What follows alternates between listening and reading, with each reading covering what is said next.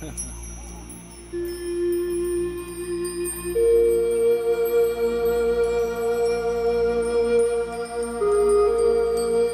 heb weer een mooie ontmoeting. De veren, de haren zijn van de hemel. Oh, mooi. Vind ik heel mooi gezegd. Ja, ik ontmoet altijd bijzondere mensen in het stadspark. Mooi, hè?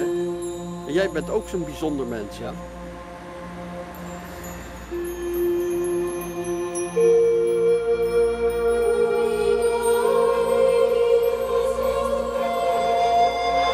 Niks is vanzelfsprekend. Wat zeg je? Niks is vanzelfsprekend. Nee? Hoezo? Leg dat mij eens uit. Dat hebben we al gedaan. Ja? Met de veren? Nee.